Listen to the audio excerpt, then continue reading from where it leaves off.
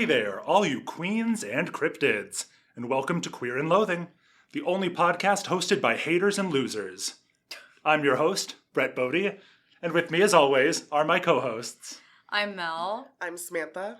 And so, haters and losers, what are we talking about today? I used to have, because there's that tweet from Donald Trump where he's like, Happy Thanksgiving, even to all the haters and losers. That's my favorite one. I've like had it as like my background on things before. I love it. It honestly, I don't know what this says about me, but it brings me joy. Well, you know, I don't love him as a person, but he's so funny. No. He's just so funny. I know. Okay, but so what we're talking about today is not Donald Trump. It's actually, well, sort of, it's like horror, it's someone Donald Trump argues with a lot on Twitter. That's true. It's Stephen King. There's a connection. Yeah, Stephen King. So we're kind of going to focus mostly on Stephen King books and horror books in this episode, but I think we're open to seeing where this conversation leads us because these three bitches be reading. Mm-hmm. Yeah. We read. That's true, because we can, and so we continue to, just to flex on and how the younger generations. The younger generations that cannot read. I must emphasize. Yes. So where should we get started? I think we should talk about like the medium of horror, because normally we talk about, like, we've mentioned horror books on this podcast before. We've talked about video games, but mostly we talk about movies, right? Sure. And movies are like a very specific medium that has specific tools that it can utilize to create things like fear and tension. Books, totally different medium. And while there is a lot of overlap and like intersection between horror movies and horror novels, especially in like adaptations going either way, especially with Stephen King, they're very different. And I think they kind of like hit different parts of at least my brain. So I like, what do you guys think about, I don't know, like, do books do it for you, Sam? They do. And sometimes I find them way scarier because of my imagination. So, as y'all know, I've been listening to it and finally finished it this week because Libby was going to return my book. And so I had to power through. Does it give you a certain amount of time based on how long the book is, or is it just No, set? I think it's like 2 weeks. No, I renewed it like 3 times. It is over, it's like 1,009 pages. And I was listening to it. And so it was 46 hours. Yes, and I've listened to that audiobook as well years ago. So but I had bought it. So I can read, but I can also listen. But I do You can listen just do to it this all, one. I can't can you? do it all.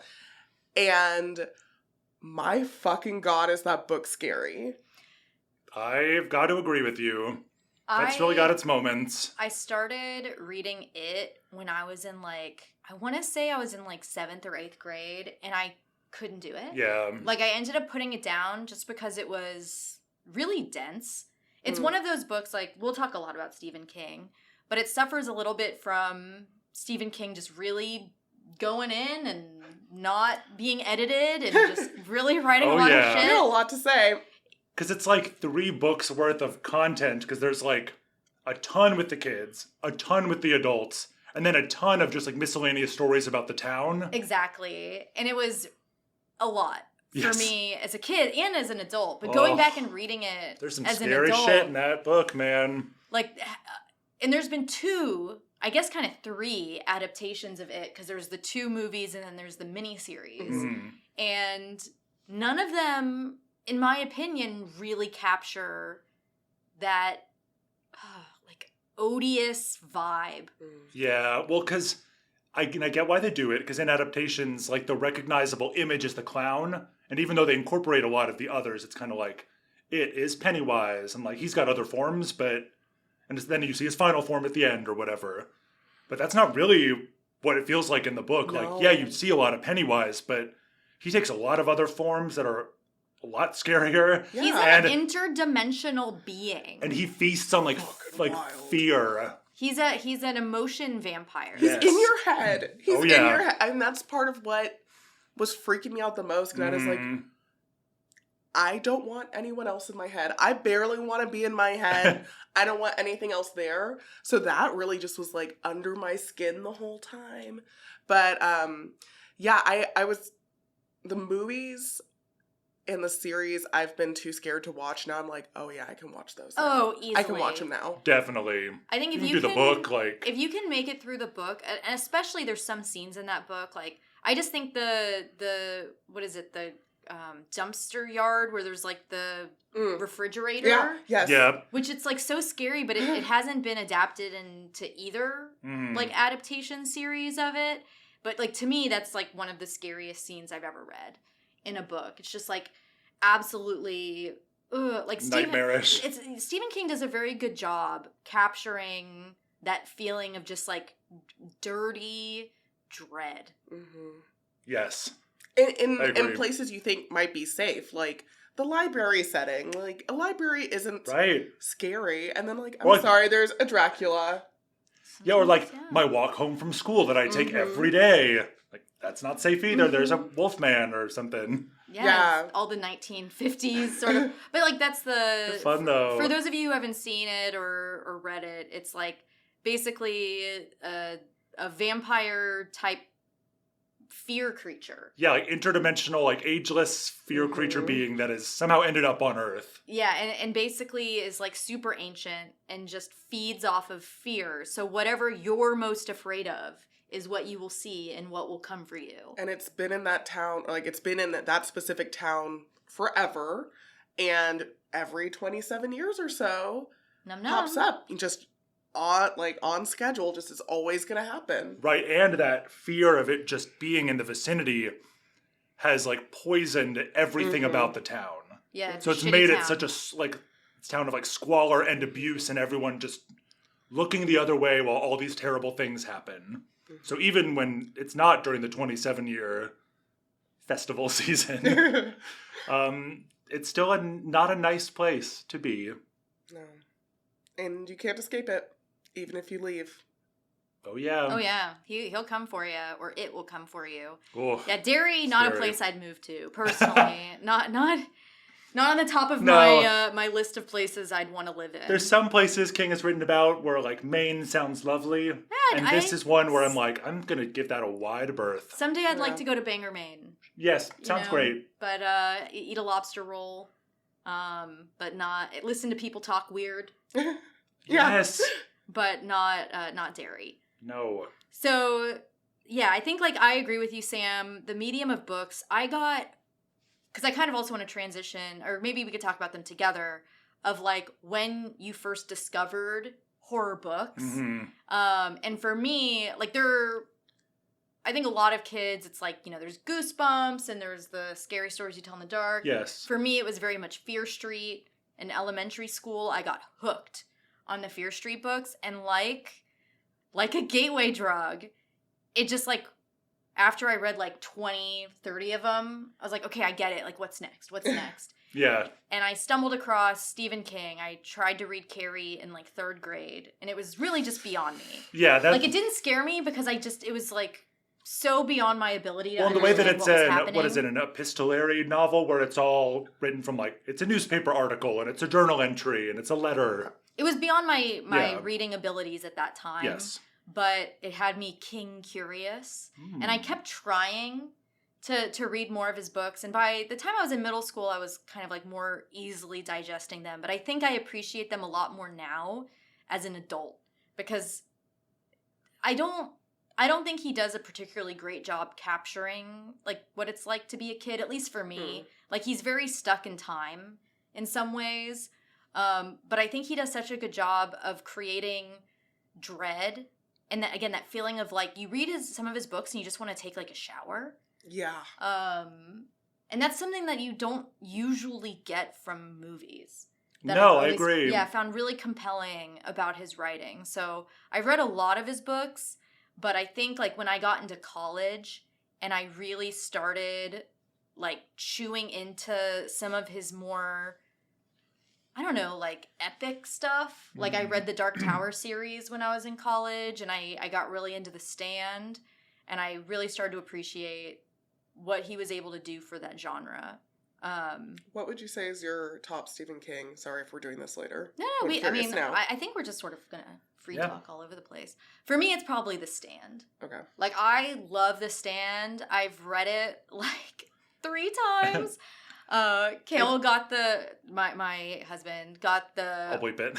Oh, I don't really care. Oh, okay. He got the audiobook for it, which I had never heard. Mm. And he bounced hard off of it. Okay. Oh. And I was like, I'll read it again, because I really like The Stand. I find it to be, especially the first sort of chunk of it, to be like really fucking terrifying. That scene in the Lincoln Tunnel. Oh God. In The Stand, and maybe nothing has scared me more than that scene. Even just, there's one chapter in that's like a page long, and it's just like people in a movie theater, and it's 1-page chapter, and it's like someone in the back coughs. And it's like, you know what that means. Oh God, now I have to cough. Captain Trips. I've got the super flu. But yeah, I think like probably for me it's The Stand, but when I finished the Dark Tower series, because it is long and it's a lot, and when I finished it, I just started crying because it was like cathartic. It was like, I finished it. It's done. And it just sort of feels like the piece that ties it all together. But there's a lot of his books I've liked, and there's a lot of his books I have not liked. But I would say The Stand probably for me. That is on my Libby hold, so eventually I'll listen to it. Was it your first one of his you've read? No, the first Stephen King book I've read was lent to me by Brett over here. Brett. That's me. What was it? And it was 11/22/63. Oh yeah. Was the first one I read. I think that's a good starter at King, yeah, because it's not super heavy on the horror at all. Yeah. And I like time travel shit, so I was like, okay, here we go. And after reading that, I was like, okay, I need to read Stephen King, and it just didn't happen until this year, which I guess y'all opened my horror mind, and I was like, I'm gonna do it. We opened your third eye. Yeah, Misery's next. But Ooh, hell yeah! I really like that book. Me too. Brett, tell us a little bit about your King history. Yeah, so I think I first discovered kind of horror novels in like 6th grade. I think I've told this story before on the pod, but a librarian who was kind of giving us an overview of like, welcome to your middle school library. Here's some things you can read. And then she was also like, and if you like blood and guts and heads rolling around, I recommend this book. And I was like, I'm curious about that. So that's the one I checked out. And that kind of started me down that path. That was maybe sort of like middle school, or at least like high school appropriate. So it was fine for me to read at 11, and I kind of loved it. Do you remember what the book was? No, there was one about like killer rats that was like the second book I read by that author, where it's like, that rat swam up through the toilet and ate a baby. And I was like, I'm horrified of toilets, but I do want more of rats. You were like, you had me at rats. Yeah, they did. So then from there, I think I read more by that author, and then that was when I started getting into Stephen King, because I kind of knew like he was the big name. He's the name. And my mother had read a lot of Stephen King, so I'd seen her reading some, and I remember she was reading like From a Buick 8 that she got from the library, would like kind of tell me the plot as she was reading it, because I kept asking. So I think some of the first I read of his, so I was like maybe 7th and 8th grade. I remember that in 8th grade was when I read The Stand, and I was obsessed with it. I absolutely love that book. That might be my favorite of his. I also read The Shining, which I find the book really scary. Oh, and it's much so more scary. so than the movie. Like, the book is very terrifying to me. You have to see them as different things. I totally agree. Like, I don't see the Kubrick Shining, because there are like Stephen King super fans that are like, that movie sucks, and even Stephen King is like, right. it sucks, it's I'm bad. like, well, Stephen King, I saw your miniseries adaptation of The Shining that you thought was so good. It's not. It's not. But it's like, they're different entities, and they're scary in different ways. Agreed. Because like the book is very like topiary focused in a way that is just like scares me a lot. Really freaks me out. Yeah, me too. Or like there's like a fire hose on the wall, and somehow that's the way he writes about it. Like, it is the most terrifying thing. There's something else that I love about the medium of books is you are not limited by the technology that you have access to, right? Like, a lot of times, like, you're not going to put the topiaries that come to life and are like chasing your characters in a movie that's like from the 70s or 80s, or even, I mean, they kind of did go crazy with CGI in the 90s. In that Stephen King miniseries of Sure did. The Shining. And like, if you're limited by like what you can make look good and what you can create with special effects and like with what you have, you become limited unless you want to take the gamble on it looking like shit. And sometimes there are definitely Stephen King adaptations that look like shit. Totally. Like The Langoliers. I was just gonna say The Langoliers, for example, which I had not seen it, and then I read the book or the short story. Pretty scary. That story is, I don't know, it creeps me out. Can I give a shout out? If you're interested in The Langoliers, it's in a short story novel. I think it's like Half Past Midnight or something like that. I think it might be that one, yeah. It's one of those. But if you can find the audiobook version that's voiced by Willem Dafoe, I cannot recommend it more. So for a while I had a job where I was having to like drive across like the country, similar to like a traveling salesman type job. And I just had all these like audiobooks, and I had gotten just like whichever ones I could find, because this was like in 2016, so there really weren't a lot of like, my car had a CD player and like nothing else. Yeah. Because it was like an older car. So I was just looking for like CDs I can listen to, whatever I could find. And so I had the one for that, and I stuck it in. It's like Willem Dafoe, and he's voicing every single character. There's like a 9-year-old girl that he's doing a voice of. It is unhinged. There's like, you know, the character that like goes crazy, and he's like envisioning like his mother who's like singing to him. Oh my God. And it's like Willem Dafoe just goes for it, because of course he does. And it was just really like 10 out of 10. I'm going to find that. That sounds great. It's so good. And then like, okay, I'm kind of derailing, but like, okay, so at the time I was living in Illinois, and I went to this Barnes and Noble in like the northern Chicagoland, like in like Skokie, Illinois, in the suburbs. And I was like looking at all the audiobooks, and like in 2016, the only like audiobook CDs they had were either like the kinds of things you would find in like the airport, right? Like airport reads, and like Republican like politics. Oh, right, yeah. Like Ann Coulter's latest. Exactly. And it's like none of this was like I knew I wasn't getting the Ann Coulter or like the Sean Hannity books, but I was like, just saw all these books, and I was like, I just like don't know what to get. And so I went up to the guy that was like working in this section. It was like, you know, a ghost town, because no one's buying CDs in 2016 except me. And I would just start like talking to this guy, because I love to just like talk to random people. I'd be yapping. And he was a guy who was like probably in his 70s. And I was chatting with him. We were talking about like colleges, because like, okay, that's what my job was. I was an admission counselor. And he was talking about how he was the guy that Risky Business was based on. Like he was like that character. Doubt. But like, hey, it did. The timing and the location did make sense for that, for his story. And I was like, I need recommendations for some of these books. And so he like recommended me a few books. The Langoliers one wasn't one of them. It was this like spy book that ended up being very sex focused, which should have been a red flag to me. But I was like talking to this guy a lot, and we like really hit it off. And my grandma had just died like the year before, and I was like, oh, I'm in the market for like a new grandpa. Like I don't have any grandparents left. So I was like, sure. Like he was like, hey, can we exchange like emails?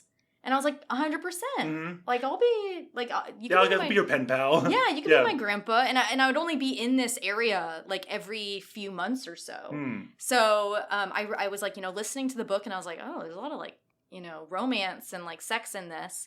And I was probably like 26 at the time. And we were emailing, and he's like, hey, let's go get dinner next time you're in like the North Shore. And I was like, yeah, totally. And I'm like, oh, where? And he like picked a French bistro, which is like where this like sexy sort of like spy thriller took place. And I was like, finally sort of like understanding that I might have made a mistake. So I showed up wearing my sweatshirt that just says like, I'm a cat.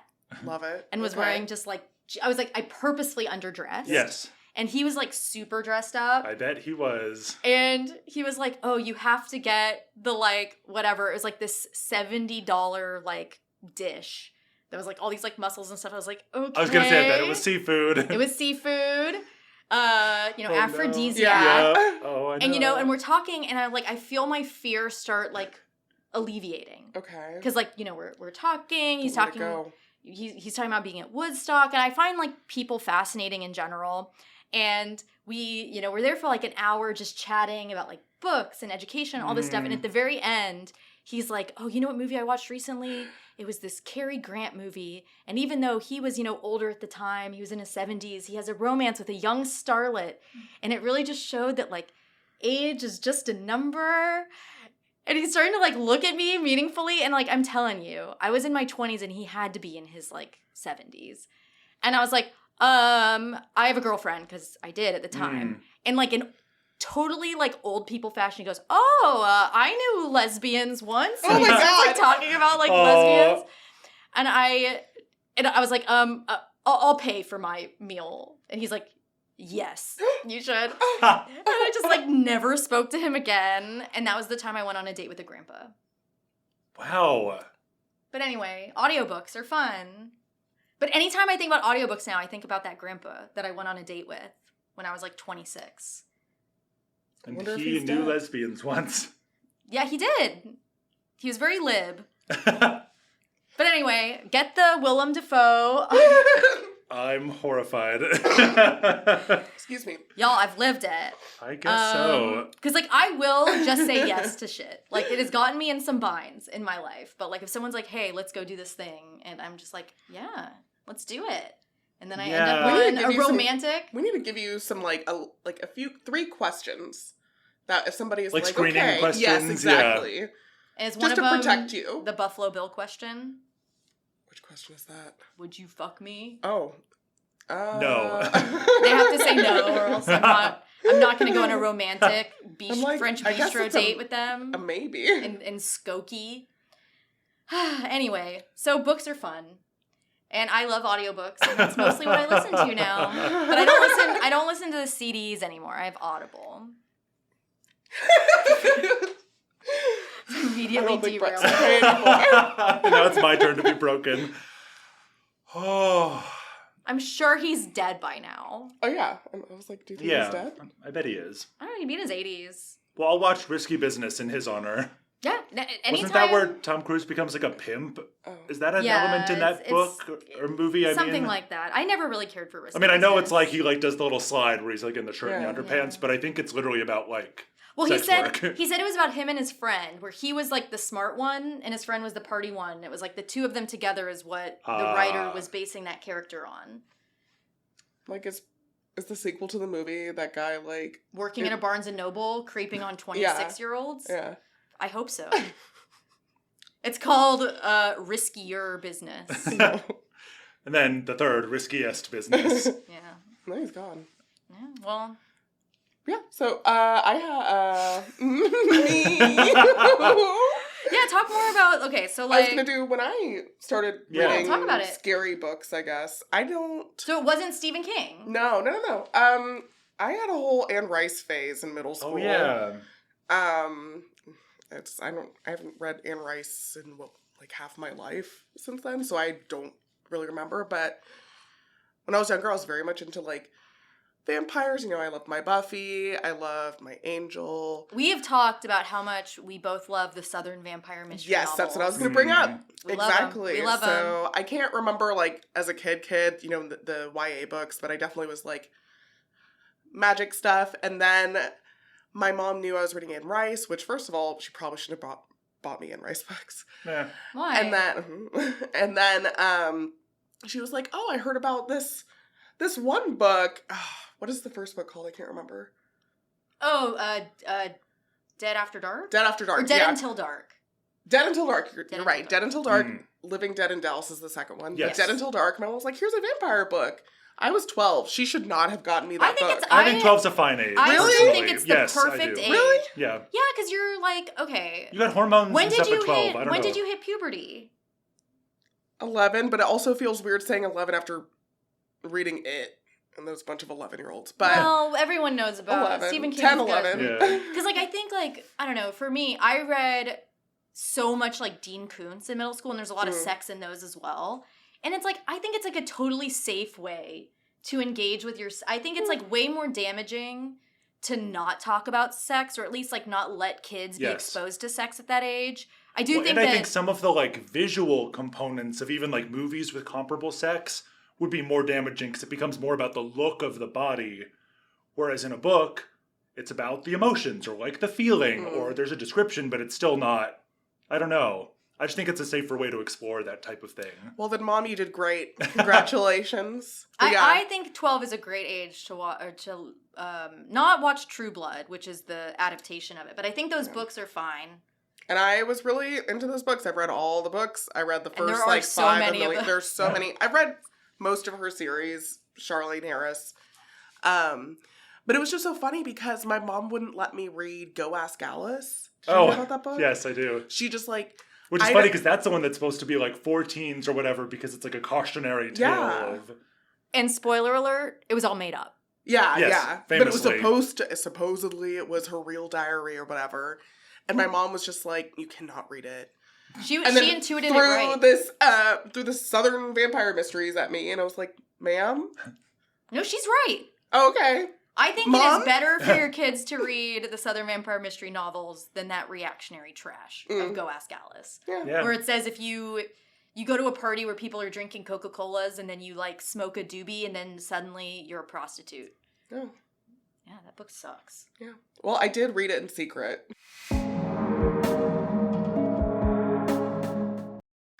But yeah, so I guess that's my history as a kid, and then I just read a bunch of books, and so you like a lot of vampire stuff, I guess. Loved my vampire stuff, and then after I read 11, 22, 63, I have to think about it, I started reading Joe Hill books, because, Brett, I think you let me, like... I think it was Horns. You let me Horns. And so I've read more Joe Hill than Stephen King, and I'm getting ready to change that. That's Stephen King's son. Yes. Yeah. For those that don't know. And some of his books are quite scary. Not Horns, but Heart-Shaped Box. Heart-Shaped Box scared the shit out of me. Actually pretty scary, yeah. Joe Hill. Scared the shit out of me. Mm-hmm. I've never read any of his books, but I would recommend Heart-Shaped Box. I saw is Horns based on Horns? Yes, the Daniel Radcliffe movie. Yes, Yep. I love that movie. And I liked The Black Phone, which was based on Joe Hill. I did too. So what are some of your other favorites, Stephen King? Did you ever read Salem's Lot? No, I've only ever read those 2 books. Oh. It and 11, 22, 63. So I'm getting ready for Misery next. I'm excited for you because, man, nothing hits like the first time reading some of these classic Stephen King books.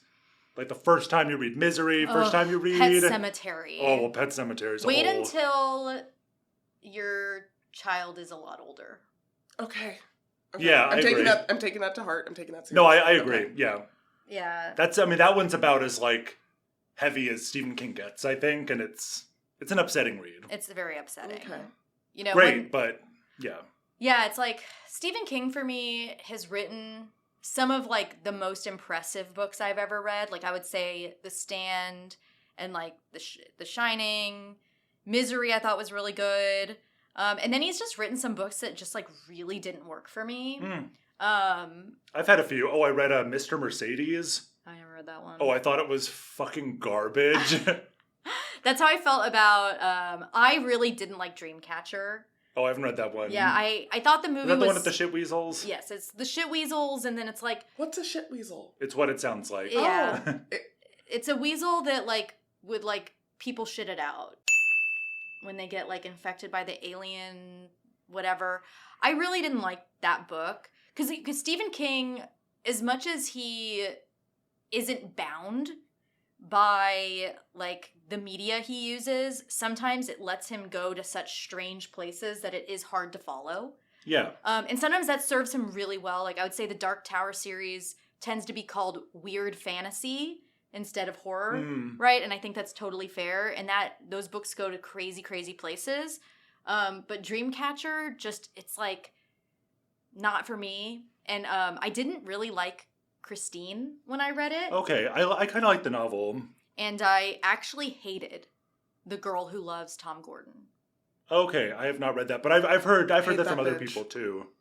The Girl Who Lived Home. Well, she's in like. Well, the book is like. don't It's know. about like a 9-year-old girl or something. Who's like lost in the woods. She goes like camping with her family. She gets lost in the woods, and it's like the whole book is from her perspective. And I just have never felt like Stephen King is good at writing like little girls. Mm-hmm. Like I just think he's really shit at it. And I was reading them when I was a little girl, and I just like could not connect. Sure. And a lot of his writing is like very dated in its language, which sometimes really works and sometimes just like really takes you out of it. Mm-hmm. And that was one that just like really didn't work for me. But honestly, he's written so much. It's like he craps out like 4 books a year.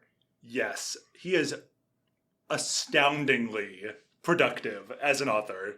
It's Because like, it's not like these are short books either. It's like at least one of those will be like 800 pages. oh, The Stand, Every year, Unabridged, yeah. and It are both well over 1,000 pages. Oh, yeah. There's like a Family Guy bit where, because Stephen King famously got hit by a car. Yes. And of course he wrote it into... Did you not know the that? I did not know. Oh, yeah, it was a hit he and almost run. died. Oh. Yeah. Oh, okay. Yeah, he got hit because he used to just like walk down the like long road near his house, and like there was a guy. I mean, he writes about literally he like wrote it into the Dark Tower series, but he got hit and like almost died and had a really long recovery. It's like, what is this? The wife from Signs? No, he didn't get sheared in half. Okay. He survived it, but he was pretty physically broken and did almost die. And there's like a joke from Family Guy where he gets hit by the car, and as he's flying through the air, he finishes a book. And it's like...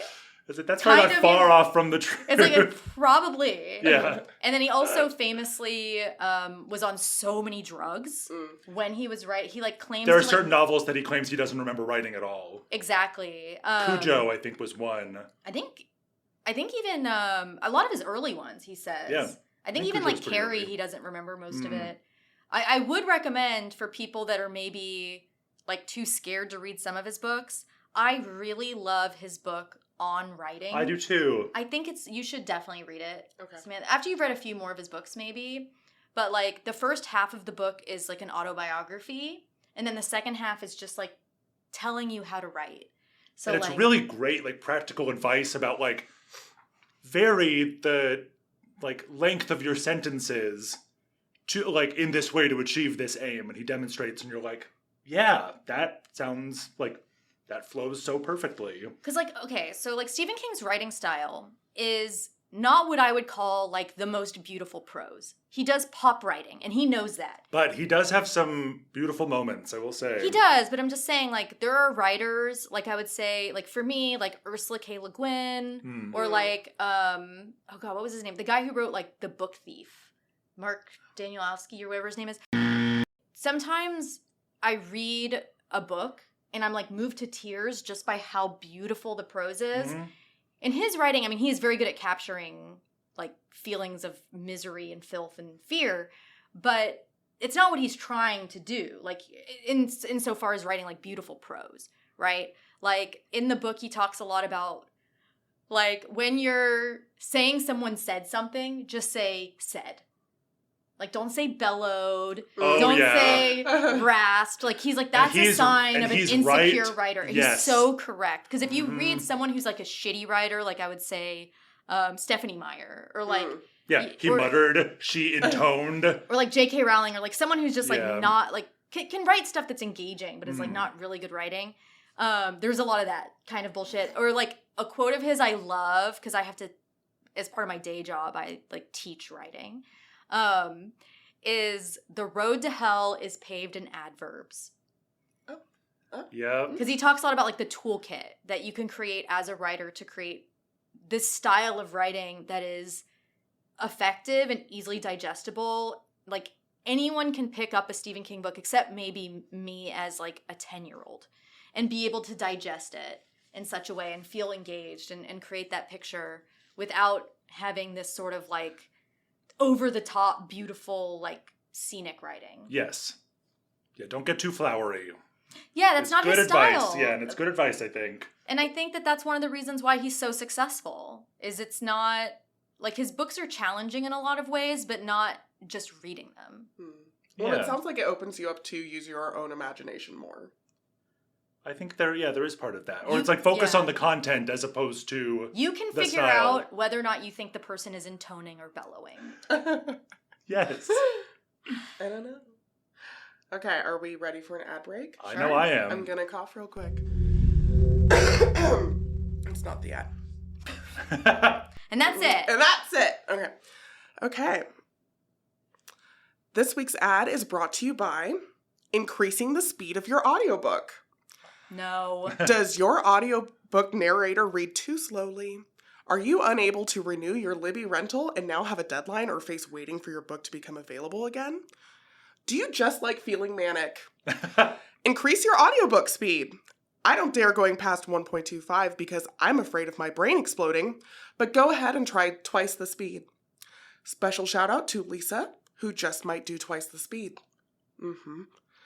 Twice. Use offer code AudiobookInducedMania to speed read through life. Oh. Couldn't be me. No, the first half of it, normal speed, because I do not increase it because I do feel manic. I don't normally do it, but I did do it for that audiobook. And at parts. My God, it was hectic. And Who on was my reading walks, it? I was walking. I don't remember him. All I know is this man who's reading it. He got paid by the hour, okay? No. I had to say the N-word so many times, N-word corner in this ad. N-word corner. Yeah. And I was like, man, if he didn't use it in his speech before, it just may be ingrained in him Oh, now. it's in the Poor lexicon guy, oh now. no. It's in the lexicon now. I'm guessing it's not a black guy who is reading it. Yeah, that's it. If you want your brain to explode, increase your speed. Take some speed. Bye. If you do enough no, drugs, bye. Here. you could maybe write some of the greatest horror novels of all time. It Oh, worked yeah. for one Wow. guy at least. Yeah. We'll see you right back here after the break.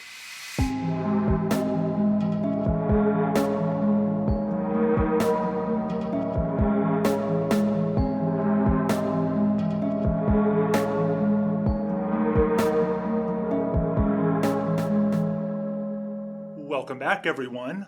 Hope you enjoyed spending your break getting increasingly manic from listening to your audiobook too fast. Or maybe doing a lot of drugs and writing the next great American horror novel. Yeah. Or just ruining your life, a la Go Ask Alice. Exactly. Or all of the above. Yeah. Hey, I don't judge. Go on a date with a grandpa. Oh my God. See what character that builds in you. Yeah, I don't know. I can't do the fat. I know a lot of people listen to like podcasts and watch YouTube and stuff like it. Like what was it? Like point. Yeah, 1.25 is the fastest I have ever gone. I can't go any faster than 1.25. I just feel like I'm listening to like Ben Shapiro talk or something. Yeah. It's like too much for me. Like I like, especially with like horror books. And I know you were on a time constraint with it. You just had to make it go faster to get it done in time. But it's like I like to cozy in and sort of dig into a book and just hang out in there. yeah. I wouldn't want too. to like make it go faster. Mhm. But I do think that there's like unfair maligning of people who, and I'm very biased in this, but like there are people who are like, oh, I read books. I don't listen to audiobooks. I read with my eyeballs. Yeah. Like, shut the fuck up. Yeah, I hate that. Like, it's a book. Like, if you get It's still a book. like if you Bro. get a good like like audio performer, Yeah, like it Yeah. really can enhance the I book. agree. Like there are times where it's not great. Like I've definitely had books I listened to. None of them is Stephen King. Oh, actually, I will say one of the CDs I had when I was driving around the country listening to these like Stephen King short stories. One of them I was like, man, this guy's voice is like really annoying. And you know who it was? Who? Stephen King. Oh, well, sometimes the author themselves is not the best choice. Well, sometimes it's great. I know, sometimes it is great. Like I listened to what's his name? Victor Laval, the guy who did The Changeling. Yes. Like yeah, he yeah. voiced it and it was like really good for Okay. his book. But this one I was like, God, this guy's voice is so like high pitched and annoying and like grating. And it's like, oh yeah, like his voice really do be like that. Mm-hmm. That we see like when he does cameos in various Stephen King movie Aw. adaptations. But yeah, don't be shitty about audiobooks. Like especially for those those of us who have ADHD, it's really nice when I can, like, be doing dishes or, like, the laundry and be listening to a book. Yeah, that was my favorite way to just, like, have, like, playtime as a kid. I would love to, like, have an audiobook playing while I was, like, building with my Legos. Oh, I that love was that. my favorite thing. And I would get bored if I was just doing one or the other. Yeah. I needed both. I have to give credit to my husband because it took me a while to get into audiobooks, but he has to listen to an audiobook to go to sleep. So I can't do that because I feel like I get lost, like I lose my place. he rewinds a lot. No, but I try. And they have those, like, sleep timers where it's, like, shut off after this long. But with my time crunch this week, I was like, Redacted, can we just listen to a little bit of it while I go to sleep? And we tried for like 5 minutes, and then he was like, you have to turn this off. And then he said to me, it was crude and mean and angry with a lot of slurs and out of place similes, like the light of insanity in the eyes of a wild animal. And I was like, you're right. It's not a bedtime book. It's not a go to sleep Redacted, book. that's a pretty wild simile that you just used while describing that book. Was that like the eyes of a wild animal? Yeah, I don't know if that was like a quote or he came up with that, but I don't know. I was like, you're right, boo. Put on your book. You don't want to, like, listen to a child orgy while you're trying to fall asleep. I knew we were not on that part, so I was like, okay. But nope, didn't work out. Well, King's not for everyone. I really don't think the one that I would say for people who want to read more horror books, the one that, like, I think is most unfairly maligned is Dean Koontz. I figured you were going to say that. I am a Dean Koontz apologist. I have read so many of his books, and I think they were perfect for me in middle school because they were higher stakes and more interesting than, like, the Fear Street Goosebumps stuff.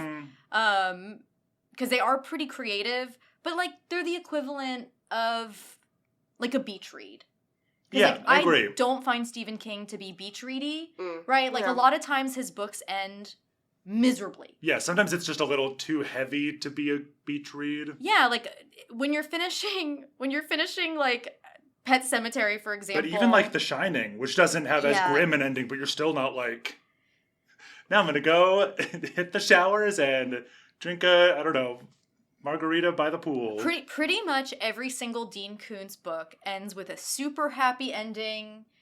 There's, like, usually a love story in it. Like, it's very, like, a lot of people call him a hack. And, like, maybe he's hacky. Who am I to say? But what I think it is that it's, like, if you ask people in the U.S., like, oh, who's, like, a famous horror novelist? Like, the only one a lot of people will know is Stephen King. And then it's, like, the other two paths you can take is hack or, like, deep cut. Yeah.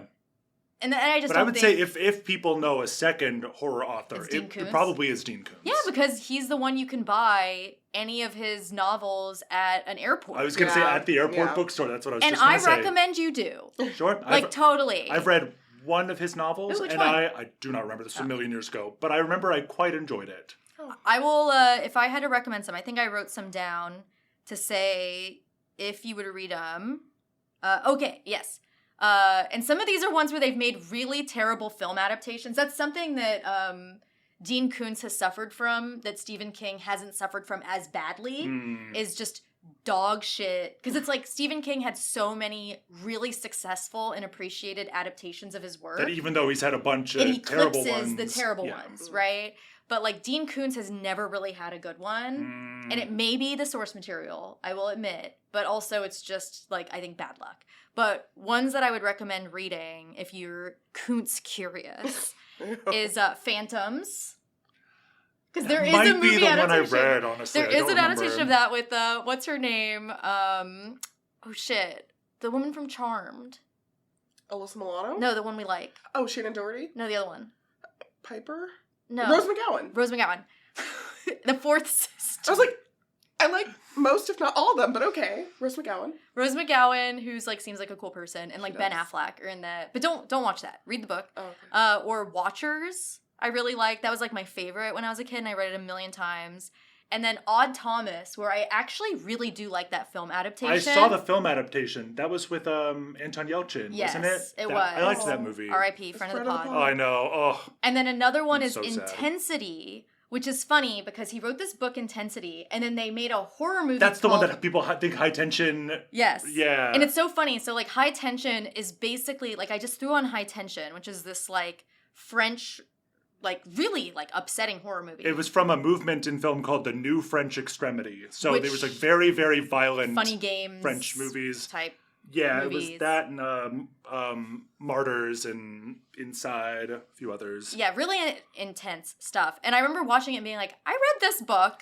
And then I looked it up because there's like on the Wikipedia page, it's like the author was like, yeah, I read that book and I admit they're similar.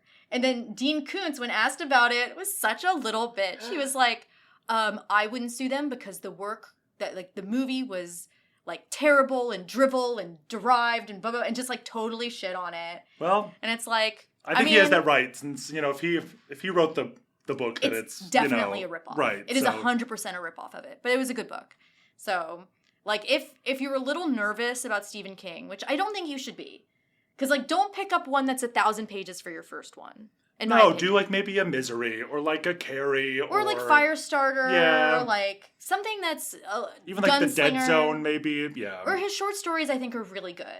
Well, and I've always claimed that I in some ways feel that horror really thrives in the short form because you don't have to do a lot of exposition. You're not filling time, you're not filling pages, you're just like, here's a creepy idea for a situation I have.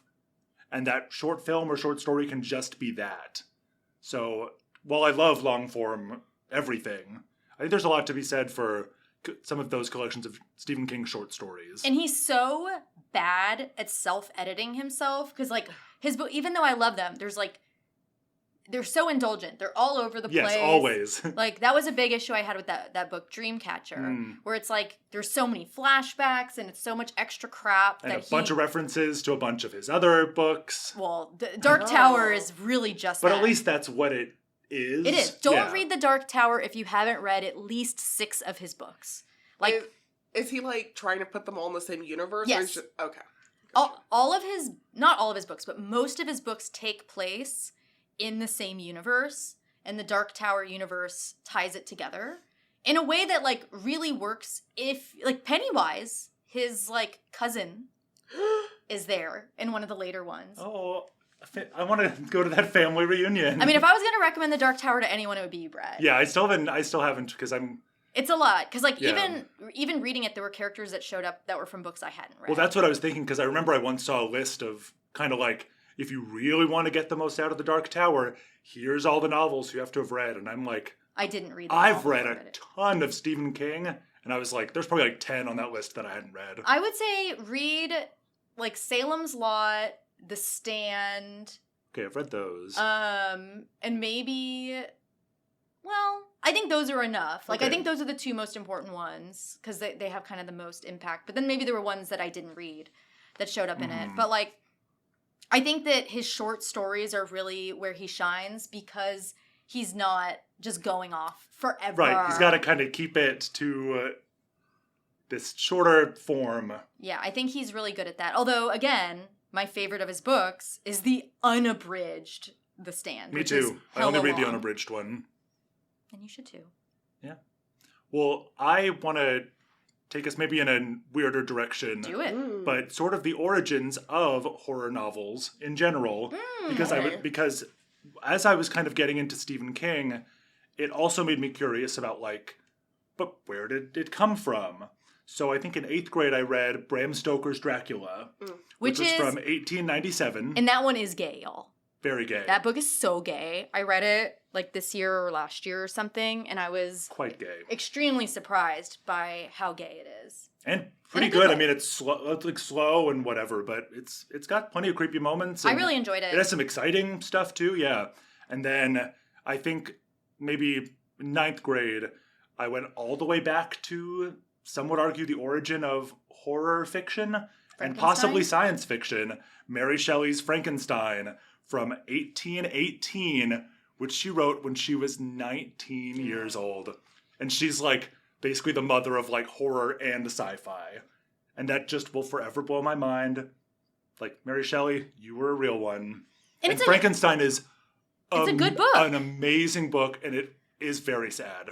Yeah. Just like existentially tragic and horrifying. And I really feel for Frankenstein's monster.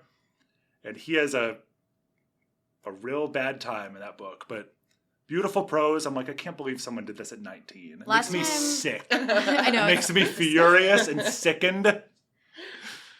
That's the true horror for me of that novel. You do get mad at people I do. who are really like successful and young. And I stand by that. And it'll only get worse as I get older. If you have Audible, I think both of those books I got for free on Audible. Yeah. And the Dracula that they have, it's like recorded specifically for Audible. And it has amazing voice actors. Like Tim Curry is doing Van Helsing, so he doesn't show up all that much. But like Alan Cumming, I think, does one of the voices, and it was like, I gotta check that out. I would say I love an audiobook where they have a full fucking cast. Yeah. Because as much as I do like Willem Dafoe doing every voice, on the other side of it, I do like when you have an entire cast. Well, and sometimes it's just like, and they'll have like some like music sometimes. Like some of these audiobooks have like incredible production value. I love it. I am so here for that shit. Me like too. we did not grow up in a time where Where we had like radio plays. Yeah, where like radio plays were like, you know, something that we grew up listening to a lot of, although they do kind of still exist, and I do like them. Shout out to the Thrilling Adventure Hour, which does not exist anymore, but you can find it and it's very good. But like, when there's that entire huge like production value to it, you really do like get sucked in. Oh yeah. And Frankenstein, I still haven't read, but I have it. I was like, free? I'm in. And it's one of those that, like, everybody I ever know who read it says it's amazing. Because I've read some, like, older... Like, I really tried to get into Lovecraft. I never could. I mean... Sorry, I have a tickle. Yeah, maybe you're just allergic to Lovecraft's racism. Oh, you know what? Dude, that guy... You mean his cat named N-word? Well, Stop. it's That's not. true. It's N-word man. Oh. So, God. different. N-word corner music here. N-word corner. Yeah. And if you don't know, now you know. Samantha. Man. Um. So, man, the...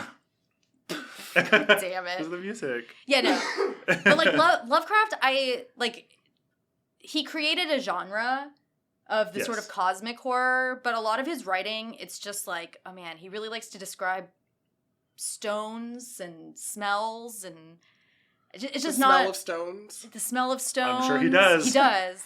And it's like, I can kind of recommend reading, like, The Call of Cthulhu, but, like, other than that, I never was really able, because I had, like, a big collection of his works. And as much as I love playing Call of Cthulhu, because I'm a nerd, and I like some cosmic horror, like, horror movies, his books didn't really do it for me. Like Dracula was a bit repetitive and long, but I really enjoyed it. I agree, yeah. I think it's aged interestingly. And don't get me wrong, Frankenstein is very verbose. Like, it was written in 1818. It can be a little dense and hard to get through, but I definitely found it worth it. I would just say it's challenging. Which I wouldn't say about, like, Poe. Like, I think Poe is a little easier to digest. Shout out to the people who made horror possible. Yeah, I just wanted to bring it back to them, because not only are they famous books that have had such lasting impact on all, like, pop culture, but they're quite good in their own right. There's 2 Nosferatu movies coming out this year. That's true. There's 2? Yeah. There's the Robert Eggers one that's coming out around Christmas, and then there's a Doug Jones one where they are doing a remake of... Is it the original Nosferatu? I think so, yeah. It's the silent one. They're remaking the silent one, but they're voicing it. And all the background, if I remember correctly from when we saw him talking, he was saying that the background is all the same. Like, they're basically in front of a green screen, but then they're acting and voicing it. It sounded like a cool project the way he described it, yeah. I'm interested in both. I'm actually legitimately hyped for the Robert Eggers one. But it's like there's always more and more of these, like, Dracula. I'm always down for a Dracula. Yeah. I love it. I love a Dracula. I'm saying it. Wow. You're dropping a lot of bombshells on us today. I really am. While Samantha's just dying. I'm actively dying. Bye. But even like Frankenstein too. Like we watched Lisa Frankenstein. Oh yeah. And did an episode on it. Check it out.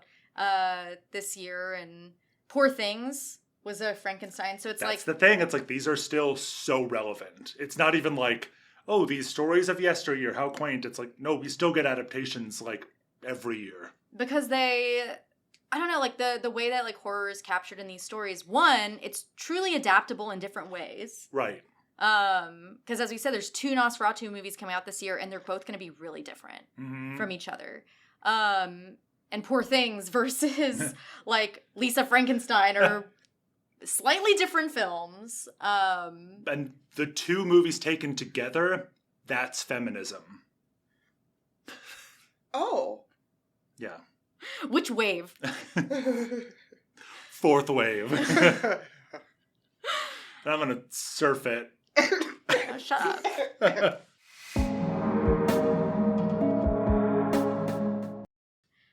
But I will say, like, but like modern horror, I think is still really good. Oh yeah, there's a lot of lesser known authors that I've really enjoyed their work. And then there's like up and comers, like you said, like Joe Hill, I guess, is already established because nepotism. And then someone else who, not horror per se, but who would lump in sort of is Gillian Flynn. Oh, I was going to mention. Yeah, specifically Sharp Objects. Oh, I saw that adaptation. Whew, that's good. Yeah, it's a great book as well. And the adaptation, I think, is one of the rare ones where it's like basically just as good and just as effective. Maybe a more unconventional choice, but Cormac McCarthy. Yeah. So I read The Road, and I'm working my way through Blood Meridian right now. I read No Country for Old Men, and I don't know if I would say enjoyed is the right word. Yeah, because I really appreciated The Road, but you can't possibly say enjoyed. That's like the bleakest shit. I mean, look, like, I talk about it a lot, but I think horror it's hard to define anyway. Yeah. And with books, like, even when we're talking about Stephen King, when people think about Stephen King, they probably think about some of his, like, really classic horror. But as you said, the first one you read, Samantha, was like a time travel sort of Yeah, about the JFK assassination. Yeah. Well, because I was nervous about reading his books, and then Brett recommended it, I think, and your mom. Yeah. And I was like, okay, He wrote The Green Mile and Shawshank Redemption. Or it's called Rita Hayworth, Shawshank, whatever. Rita Hayworth and the Shawshank Redemption is the short story. So, like, he isn't even, like, pigeonholed, like, himself into the genre. And The Dark Tower fantasy, is weird, fiction. Yeah, weird fantasy, or whatever people call Yeah. it. Another one I would, if we're just going to, like, recommend some to people that, like, probably one of my favorite authors right now is China Miéville, who does, again, I can't necessarily just call it horror, because, like, I guess one of his goals is to write, like, books in different genres. Right. So the first one of his I read was actually a police procedural called The City in the City that I really enjoyed. But the ones that are more horror is, like, he has this trilogy called the Bass Lag trilogy, and the first one's called Perdido Street Station, and I just got, like, hooked. So I've read several of his books. I'm probably going to read everything he's written. The one I have right now that I've downloaded is he co-wrote a book this year. It came out with Keanu Reeves. That's right. Because you had recommended the author to me, and the reason I knew about when the Keanu story came out was because, Mel, you had recommended, like, one of his other novels to me. And he has really good politics, because that's something that, like sometimes, you know, you read an old book or something and you're like, God, like, this is interesting, but the politics fucking suck. You know, Stephen King he's a Twitter lib. Yeah. He's a resistance lib. Like, bless his heart. Bless his heart. Like, I think, you know, he's not great at capturing, he's not woke, but he wants to be, you know? Yeah. Like, his heart's in the right place, His heart's in the right place, but, like, you know, I'm not surprised that audiobook guy had to say the N-word a whole lot. Yeah. My God, the different things that the narrator Well, in that had to Mr. say. Mercedes book that I mentioned that I hated, there's, like, a teenage, like, black kid character who's, like, kind of pals with the main character, but he, like, talks in, like, as a joke, but he, like, talks to the guy sometimes in, like, an exaggerated, like, slave dialect, like, calling him massa and stuff, and I'm like, no 17-year-old black kid would ever Or like talk the like Green this. Mile is the trope of like the suffering, like the trope is called the magical Negro. Yeah, he's got right? quite a few magical Negro characters, and The Stand famously has one of the ultimate examples with Mother Abigail. Oh yeah. And he likes having people who have like severe learning disabilities that are magical as well. We've got one of those in The Stand as well, actually. And in Dreamcatcher. Yeah. So yeah, like what I love about China Miéville is he's just straight up a communist. And it echoes through his books in ways that I think are really interesting. He's another one though that you don't expect the happy ending. Not Beach Read. Okay. But if any of you read China Miéville, send an email. I'll talk to you about it because like I'm so obsessed with his books right now. Yeah, I don't know if I really read it, like, because I have a pretty long list of kind of authors on here. You got me into Nick Cutter, who's Yes. sort of a rising star. I mean, he has a lot of books already. Yeah, because Nick Cutter's just like his horror pen name. But Oh, is it? Yeah. It's a good pen name for It is. horror. But he wrote Most The famously, Troop. The Troop. And The Troop is one I read where I was like, I want to throw up and cry. It sent me into a 2-week paranoid spiral. Oh. As any good book should. I mean, it's a great book, but man, it really did a number on me, I tell you what. If you've read some intense shit and you want the harder hitting You want to stuff, take it to the next level? read The Troop. If you're like newer to horror, no.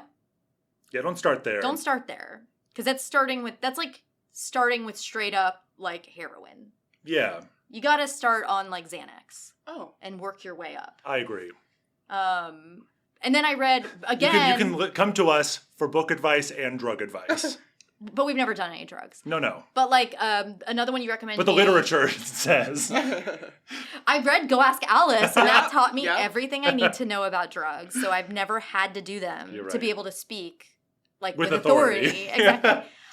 No, so I read The Deep, which was sort of more of a cosmic horror. Yes, and another Nick Cutter. It didn't connect with me as much. Yeah, I agree. It kind of felt like his take on It, I think that but set in an underwater research base on the bottom of the Mariana Trench, which that part I loved. The setting was there were amazing. things I really love the setting. Yeah, me too. And then- yeah, definitely. Yeah. Oh, it's a good one to read right after It because it really is similar, but it's shorter. Because Yes. everything is shorter than It, Oh. Yeah. except the unabridged state. Yeah, I wouldn't read those two back to back. It and The Stand. No. You Because need a that's breather. like Maybe you that's need like throw in a lot. beach read. Throw in Dean Koontz book. Yeah. Or another really good beach read type horror author and terrible politics to go the other way is Michael Crichton. Oh, sure. Because I think a lot of people think of Michael Crichton as like more like sci-fi, but I always think sci-fi horror, there's so much, it's just like, oh, is the horror science fiction-y? Yeah. And I mean, Sphere and Andromeda Strain, and even Jurassic Park. I was going to say the novel is, much more They are horror. so graphic. Well, it's funny that because first freaking chapter. I guess the novel Jurassic Park, there was a bit of a like race to the finish line to see who'd get the rights first, and Steven Spielberg beat James Cameron to the punch by like a day. But James Cameron was really trying to make his version of Jurassic Park, and I'm like into like everything everywhere all at once, like universe hopping. yeah. I would love to hop to the universe where I could see James Cameron's Jurassic Park. Well, he could probably still do it, but you just know it's all gonna be Oh, yeah. underwater. he should do a remake of Sphere. There you go. That's a an good fit. underwater horror. Yeah. And it's funny because it's a baby like Queen Latifah gets jellyfish to death. Oh, I like baby that. Queen movie. Latifah. It's a movie that people say is bad, and it probably is, but I like it. But yeah, Michael Crichton's another good like sort of gateway that I read a lot of his stuff in middle school and high school. And then it's like I read one of his books called State of Fear, which is like such a like climate change isn't real, and if it is real, this is very topical. If it is real, it is like liberals creating these events through like eco-terrorism in order to like leverage whatever blah blah blah. And I remember Hurricanes. Got it. Guys, I'm really embarrassed. It was my turn to do some weather manipulation, and I totally forgot. what were you gonna do? I didn't even read the email, you guys. I know, I just missed it. I think you were supposed to do a tornado. Ugh, sorry. Sorry, everyone. Next Except time. the destination of the tornado, which I shan't reveal. You have to subscribe to our Patreon Yeah. to get that. Well, I have the keys as the Jew. Oh, right. I have the keys to the space laser. But, like, the book really was, like, his later books are so, like, Republican-brained. But he really does write in ways that are just, like, well, in my opinion, really solid. Well, I'm going to say a beach read is a beach read. Like, I don't hate it. Yeah. If you're on an airplane and you want to read something that makes the time go by quickly, you could do a lot worse. You could read an Ann Coulter book. You could do a lot worse. You could read a Michael Crichton, you could read a Dean Koontz, and then you get to your destination, and then you could read a Nick Cutter, and then you can feel bad. Yeah. On the beach. Exactly. At least you're on the beach. Exactly. And then you said you've read all the Hannibal books. I have. Yeah. I only literally listened to the CD of Hannibal. Okay. Yeah, I mean, I don't know if I have that much to say, except, like, I do enjoy the novel of Hannibal. It kind of makes, I don't know, I love it goes very much into, like, the Italian element and, like, there's the serial killer, like, ancestor, and there's now the descendant who's trying to catch Hannibal. And then there's the crazy ending that I think we've alluded to. Yeah, if you really want, the writer's own fanfic. Yes. Then you'll get it. You get it. And boy, was I not ready for it. When I was just... There's some riding off into the sunset that you just wouldn't expect. Me driving a rented car through a cornfield, listening to the ending of Hannibal, just being gobsmacked. Like, should I pull over? No, just keep driving. Yeah. You just gotta let it roll off of you. Yeah, you can't think about it too much. They end up together. Like, Hannibal and Clarice Starling ride off into the sunset and, like, go to the opera together in, like, Buenos Aires. That sounds like something I'd be like, but what if they fell in love? And it's that. And the author asked that Okay. and then wrote it. And then when they were making the movie, they were like, even this movie, we're not doing that. But yeah, I definitely enjoy those books, especially, as I think I've said, Silence of the Lambs. Both the movie and the novel, I think, are the high point of the series for me. But I just love the character of Hannibal because he's such, like, a fastidious little bitch. And it gets so annoyed with rude and stupid people. And I just relate. Guys, I just get so annoyed with people. And I don't want to eat them. But I do sometimes want to kill them. You know? So I'm just like, I get it, Hannibal. Like, you're not right, but I get it. Which horror villain do you relate with, Samantha? I don't know. I've literally never thought about that. The sleepiest one. Wouldn't that be it? You know what? It's got to be 27 it. years, yeah. years. Oh, God. You know what? It might be it. It might be. Especially in the final form. Yeah. It's like... I'm never like... okay. I'm not going to spoil it. I'm still recovering from it. The deadlights. Well, let's talk. I mean, I know that we're talking about books, but, like, just shout out to, like, all the adaptations of Stephen King. Mm-hmm. Like, they're, like, endless. And I feel like we're way past the heyday of them being good. Like, I don't know. Like, I just don't think... I watched I mentioned it on an earlier podcast episode, but I watched the new Salem's Lot and was not super impressed with it. Yeah, but then there's, like, Dr. Sleep. Dr. Sleep was incredible. And that one was amazing, but, like, not all of these are going to be directed by Mike Flanagan. No.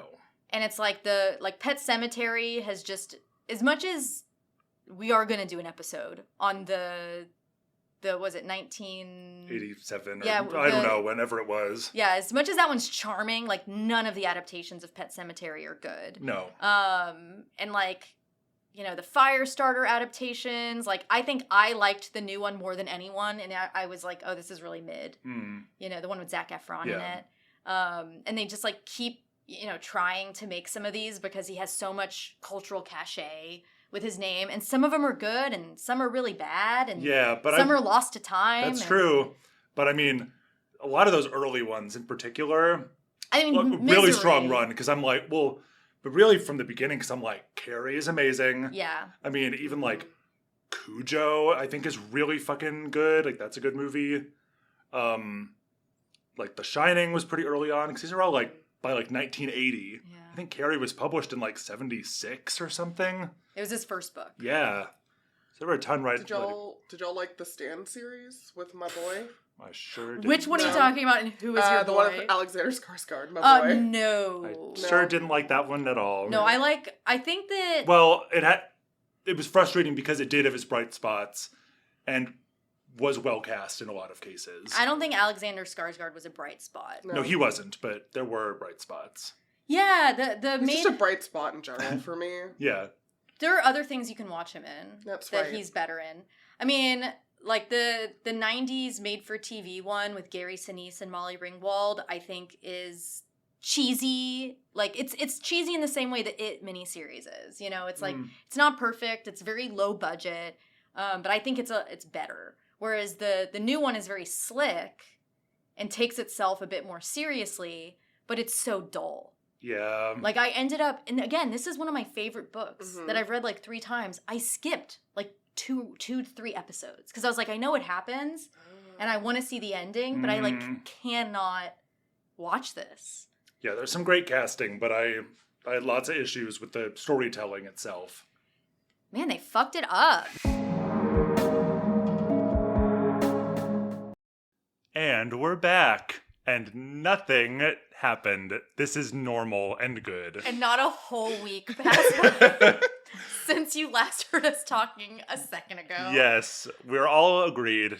It's very normal and good, and no time has passed. That's right. So what were we talking about? A minute ago and not a week ago? Mere moments ago, I believe we talked about our feelings about the recent Stand miniseries. Yes. Okay. So I do have a question for y'all. A little question about adaptations. Because as we agreed... Oh, sorry. Something touched my foot. It was my cat. Wait, not my cat because we're in the studio. We're not at my house recording later. It's the studio cat. Yep. Yes, not corn dog. Hey, Redacted buddy. dog. Yeah, a little... Corn redacted. Oh. So, adaptations. We love them. We hate them. We can't live without them. So obviously the Stand well said. The Stand has never been done right. I actually think it could be done right. I do too. But it's okay. I'm letting go. I'm letting go of the Stand.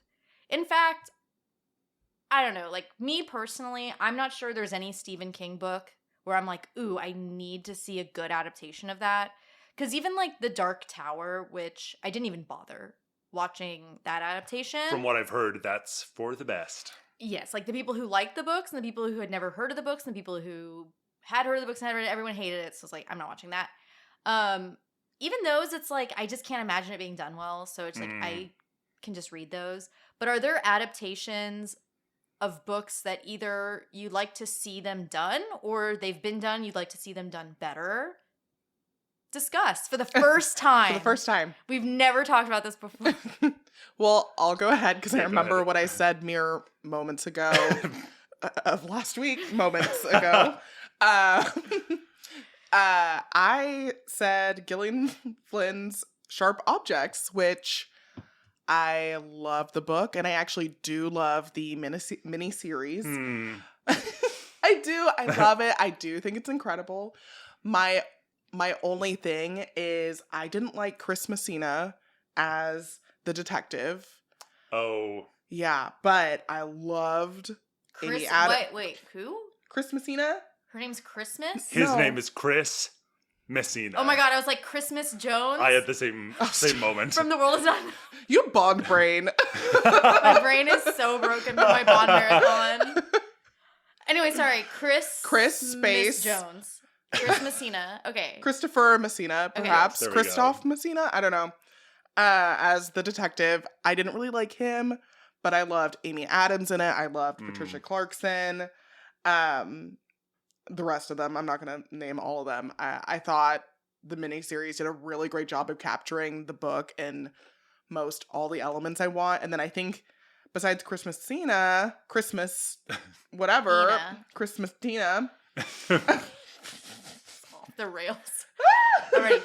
There was one other person, I can't remember, what's her face from Weeds was in it, and I just didn't. Elizabeth Perkins. Yes, right? Elizabeth Perkins. And while I love Elizabeth Perkins, I felt they didn't I thought the role was kind of weird in the miniseries. She's a Perkins, right?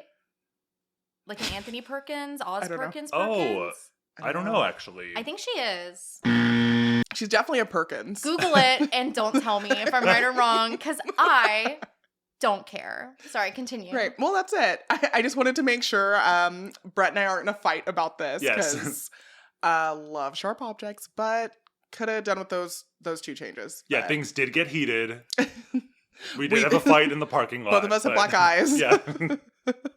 But we both look great Yeah, with our black eyes. some glitter on it. It's Yeah. perfect.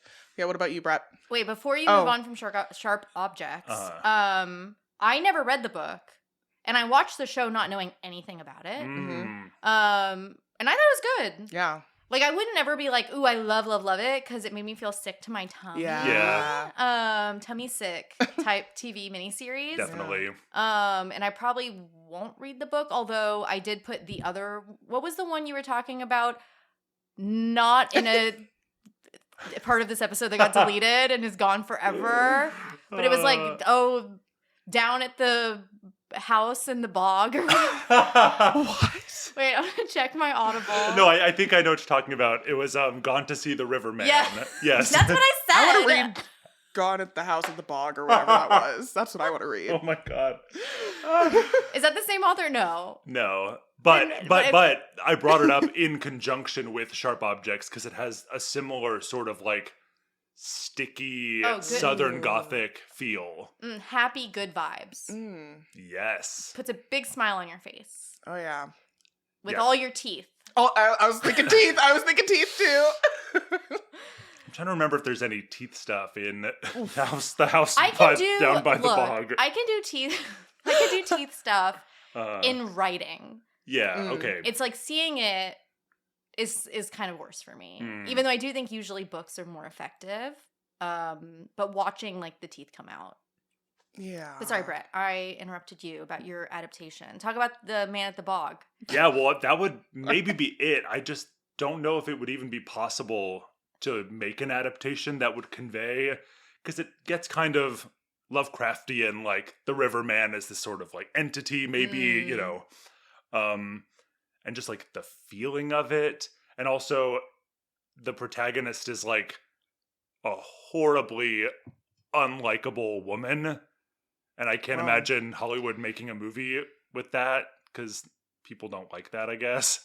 Well, Even though I personally love it. we but, love As the long as she's- ring. As long as she's well, that's beautiful. true. But Yeah, as long as she's hot. Yeah. and she would be in a film adaptation. But yeah, that's a great book.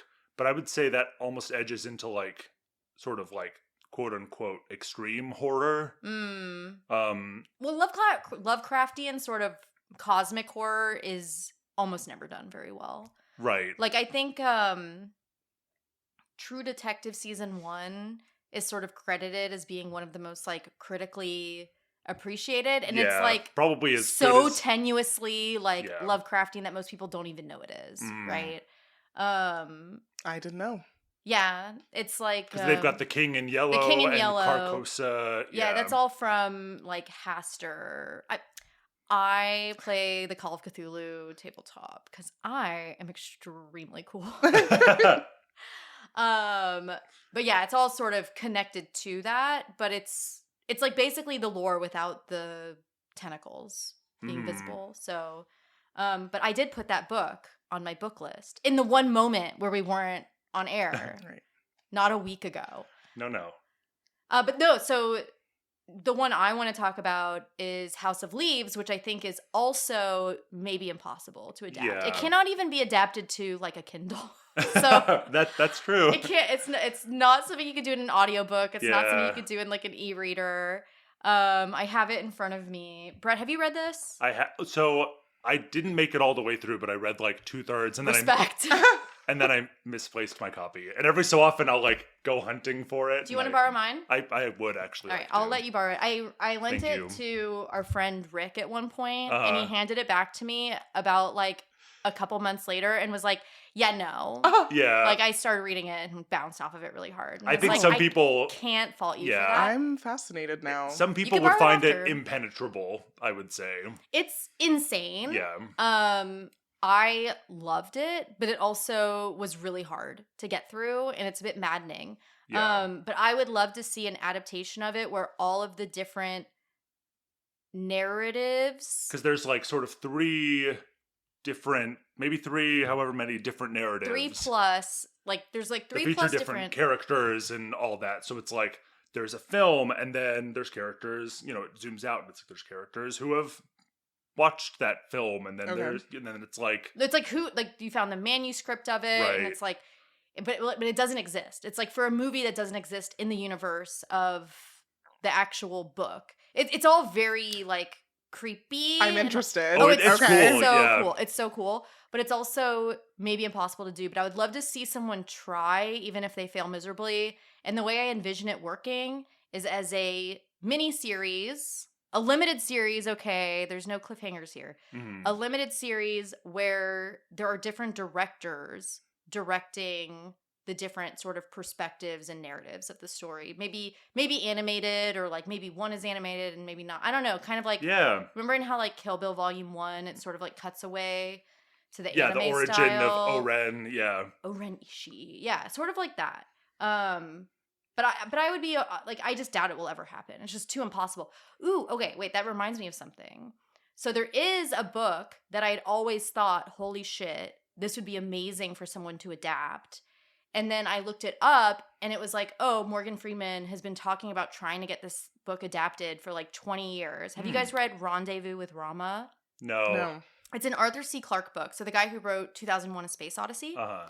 And apparently it is now in the works, and it is being done by Denis Villeneuve. Okay, So I actually did hear okay. about that. Yeah. I'm kind of hyped because it's one of those that it's like, how do you adapt this thing? But I'm pumped. Yeah, and I feel like Denis has found his lane, and it's like, I adapt things that are have been considered unadaptable.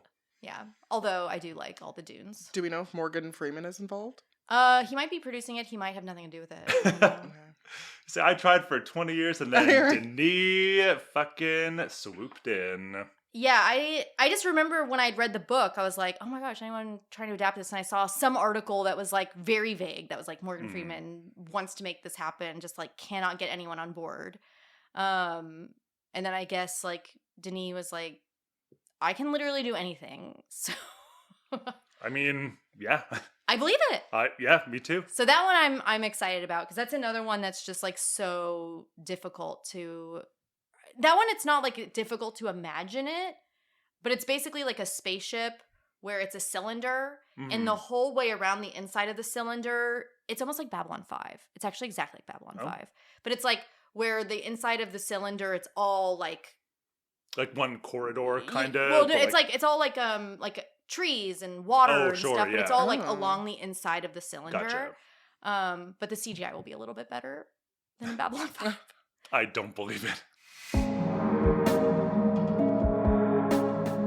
Other adaptations?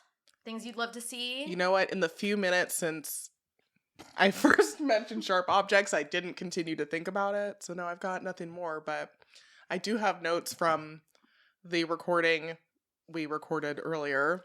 I mean, minutes ago. Mhm. You have follow up with. reflections I have that reflections. Thank you. came to you at a lightning speed. There you go. Absolutely. We were talking about who narrated it, the audiobook I was yes. listening Yes, to. I had asked about that. Because I was like, if he wasn't saying the N-word before, he's saying it now. Because it said so. And the hard J. Allegedly. N-word corner. And it's actually the actor Steven Weber. And Oh, yes. Okay.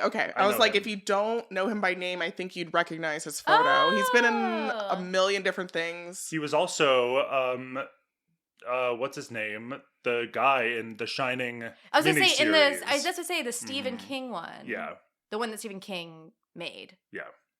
The bad one. Yes. Referenced a little bit earlier, mere minutes. Yeah, so Steven Weber, I hope you cleaned Stop up. saying the N-word, Steven Weber. We We're have a coming for bone to you. pick Yeah. with you. I'm not sure anyone has ever Canceled. said it that many Oh, I'm sure there are other people who have. Just not professionally, maybe. Well, you know what? Luckily, I've It's never him and heard Quentin anyone. Tarantino. Oh, well, yeah. Quentin Oh my Tarantino God. being like, oh, I'm so forced to say this word. I keep writing into my scripts. You know what? Oh my God, wait. So, again, Quentin Tarantino, his movie Jackie Brown that I love is an adaptation of Rum Punch. That's right. Which is a very good book. And who wrote that? That was Elmore Leonard, I think. Yeah, is his I think name. that's right. There you go. More book adaptations. Yeah. And Quentin Tarantino sort of like doesn't talk about Jackie Brown because it's one of the few. I think it may be his only movie that wasn't an original idea. But like, sorry, dude, it's like kind of. I mean, I really like. He's my problematic like director that I love all Me of his too. work. I love get him, it. Yeah. But I mean, that one's so good. Well, so I learned actually, yeah, over the break, just now, I was on, but I saw, I guess, Fiona Apple had had a dinner with Quentin Tarantino and what's his name, Paul Giamatti. No, Anderson Cooper. No, Anderson. Paul Thomas Anderson. Paul Anderson Cooper. Paul Anderson Thomas Cooperson. What's the guy's name who did the Resident Evil ones? Paul. That was Paul. Fuck. I don't know. W. Anderson or something like that. Anyway, Yeah, sorry. they've got different middle initials, but the acclaimed like art house one was who Whomst Fiona I was talking dislike. about. Yeah, and she said that she spent an evening with the two of them, him and Quentin Tarantino, and she described it as excruciating. Yeah, I bet. Oh. And there's a video of her talking to Quentin Tarantino, and apparently this was a different night. She looks like she's dissociating. Yes, it's so funny. How did she get into this situation? I don't know, but it is that video is actually really funny because she looks more miserable than I thought anyone could be, just like sitting at a dinner table. I mean, I'm not famous and I have really weird feet, and I like would not want. And I'm a fan of his work, and I wouldn't want to spend an evening talking to him. Oh, me neither. But yeah, I just thought that was really funny, and I just love Fiona Apple, and she just calls it like she sees it. I just want to know how she got there, how this happened. Just celebrity shit. I don't know, like I probably think they a all hang fundraiser. out. Yeah, I think they all hang out. But yeah, I just think that is so funny. Sorry, Fiona. Not canceled. Whatever the Fiona. opposite of whatever the opposite of canceled is Fiona. Renewed. Oh. Picked up for another season. That reminds me of something else I wanted to mention. Go on.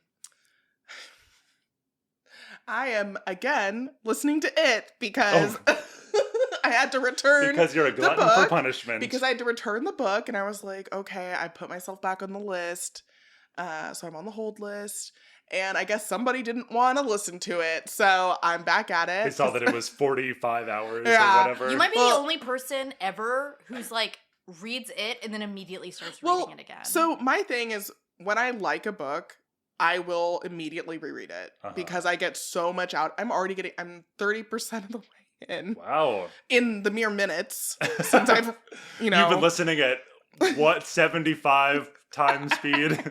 that N word is flying by so fast. You hardly even hear it. Yes. It just washes right over you. I didn't hear it enough the first time, so I had to do it again. Steven Weber, whatever your name is.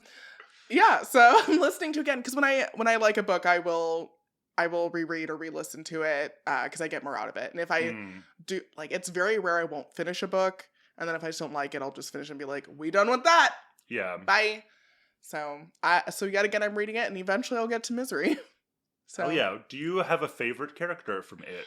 I guess that's for both of you.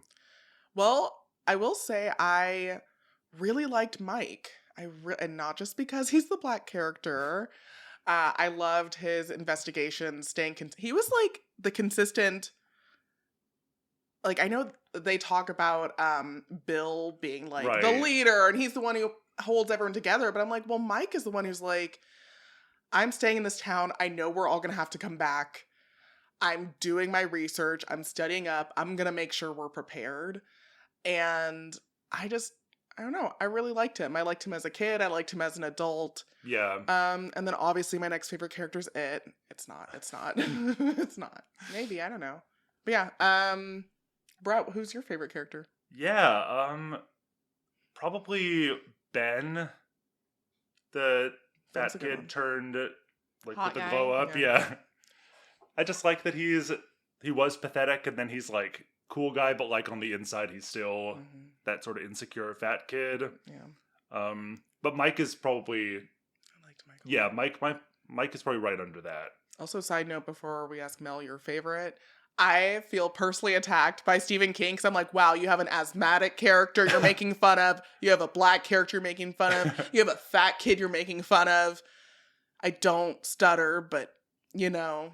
But if you did, But I you'd was be mad like, about I'm that. tired of You're not Jewish. being abused. I'm not Jewish, but Yeah, the one character trait that Yeah. what's his name has. I am female, so what's her face too? I was like, Bev. man, thank you. Mm, You know, I don't need to know her name. She's the female. yeah, That's a she. joke. I mean, that truly is her character. She's the girl. Yeah. Yeah. So who's your favorite character? I don't know. Mm. I mean, I tried to read it a long time ago. I don't know if this is in the part we already, I don't know.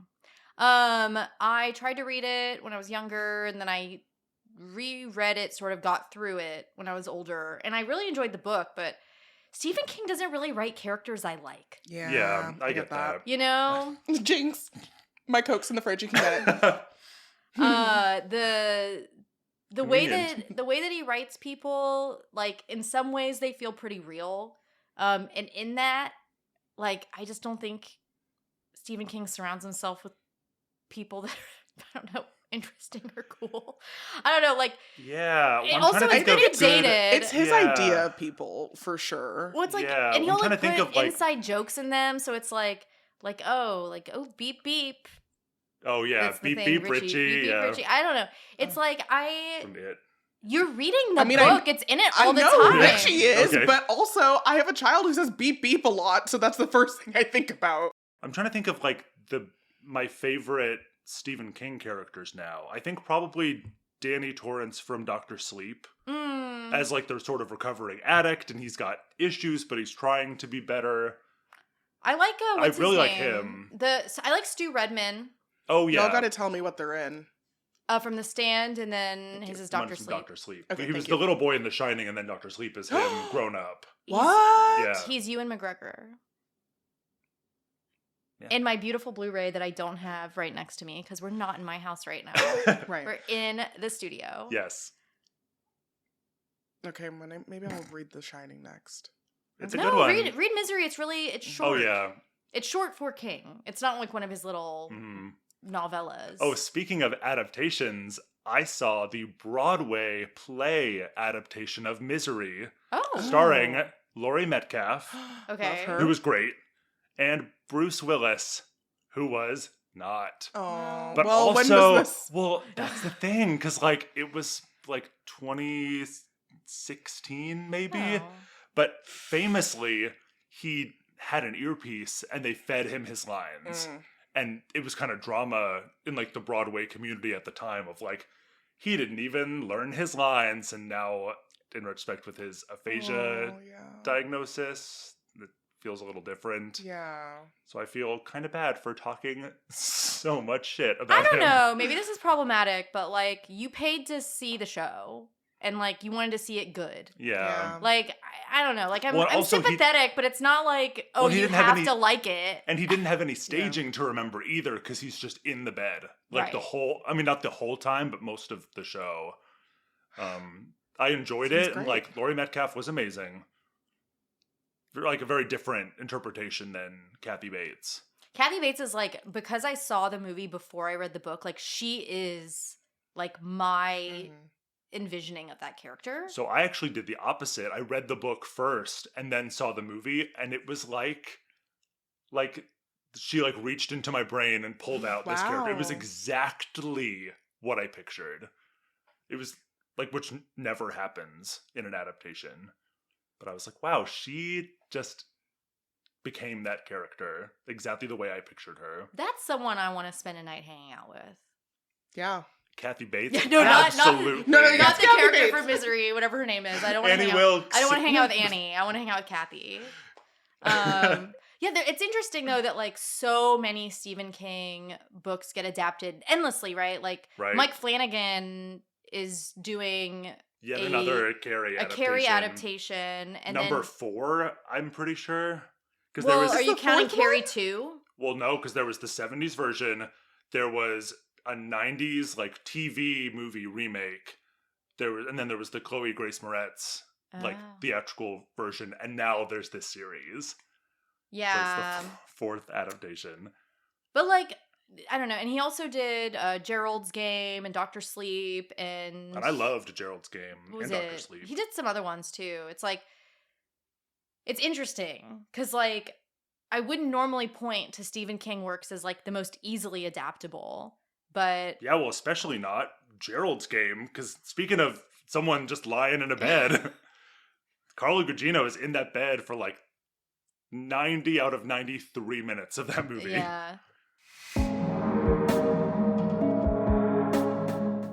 Is there anything else we want to talk about? Oh yeah, gay. Is it gay? What- Loathe. We loathe. Oh, I remember what I loathe. God.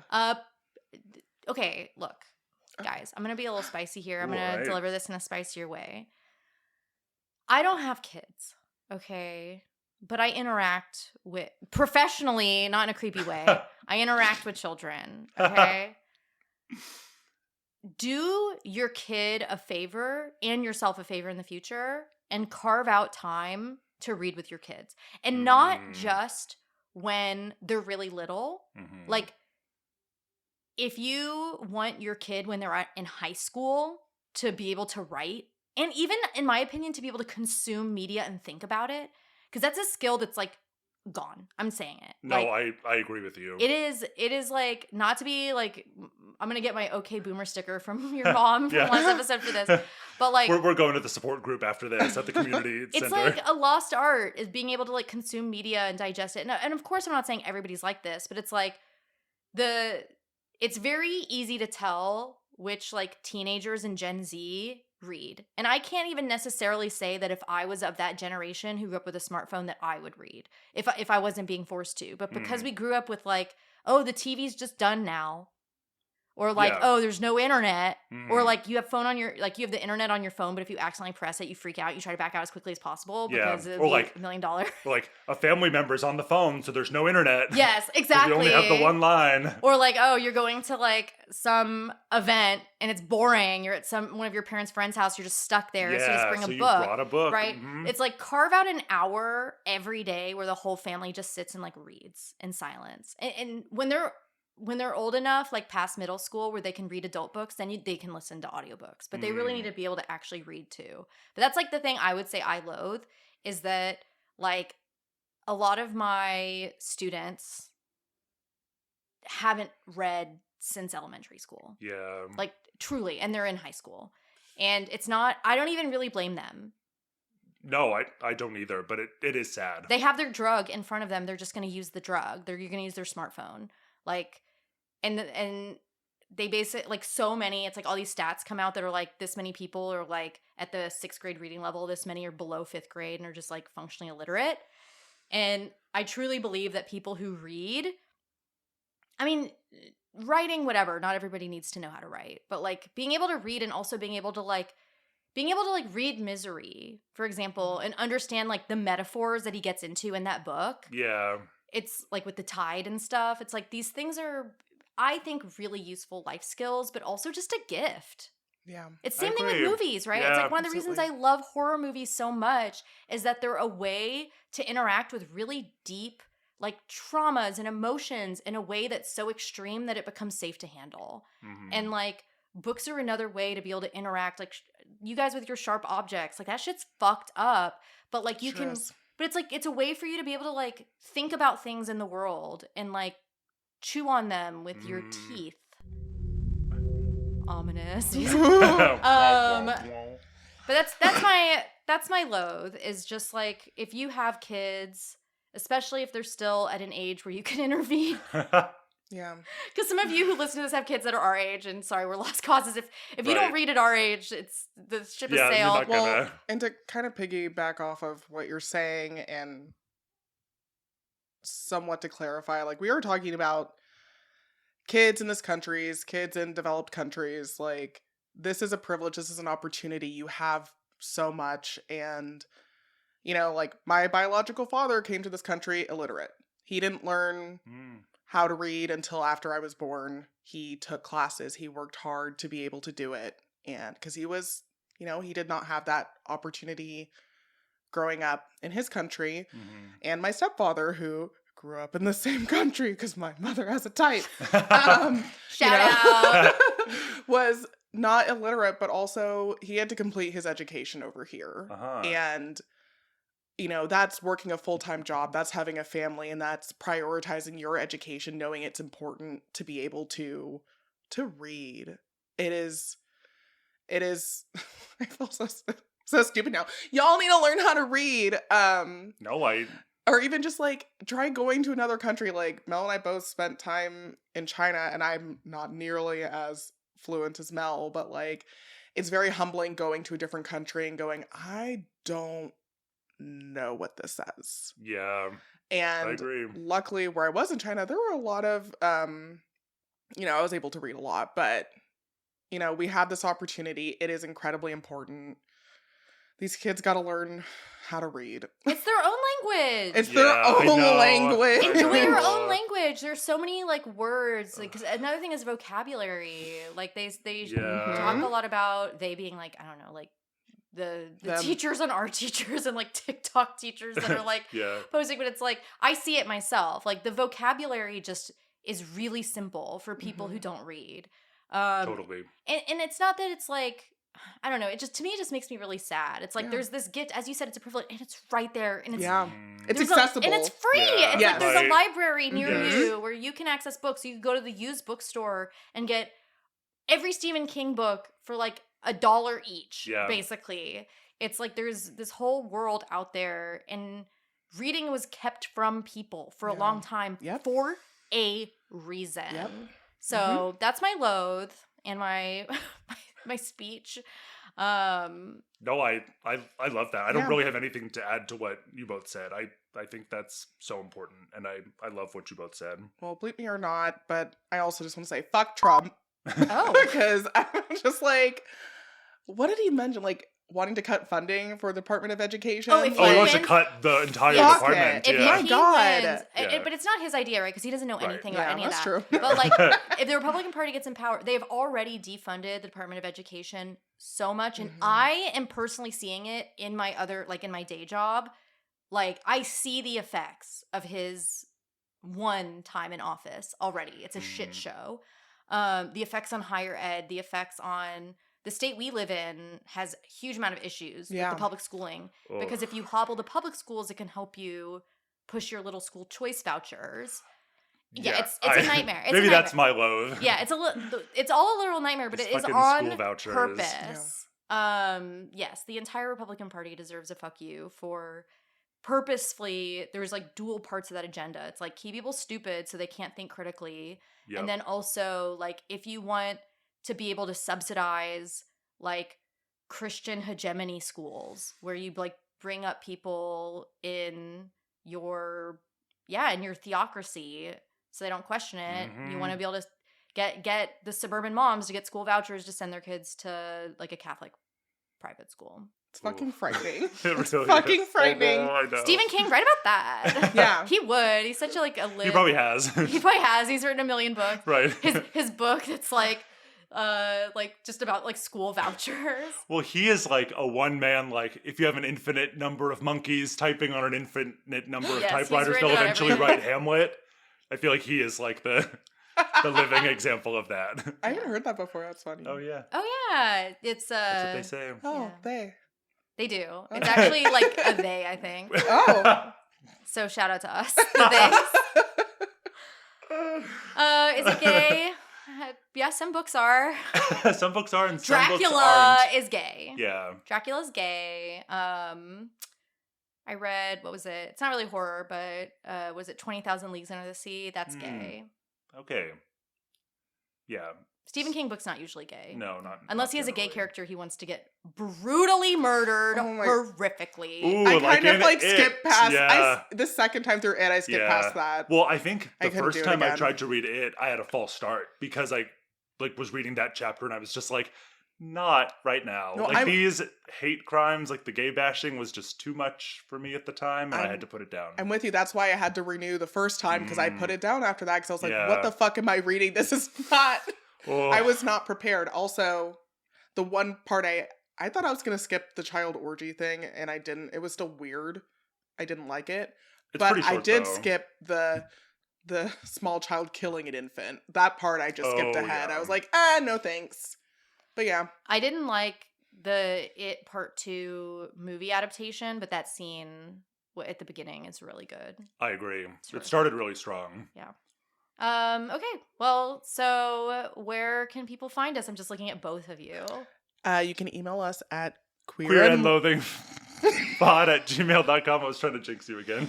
No, it's too late. You still need to get my Coke from the Oh, fridge. no. And then you can find us on Instagram at Queer and and loathing Loathing pod. And Jesus Christ. and click our link tree for some links. I'm Samantha. Get your links here. And I'm Mel. Wait, no, that's not how it goes. Okay. No, I'm. Okay, I'm queer. I'm queer. You're I'm loathing. not. Okay. I'm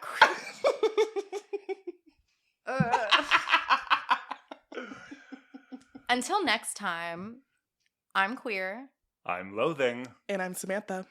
And we did that in one take. Amazing. Good job, everyone.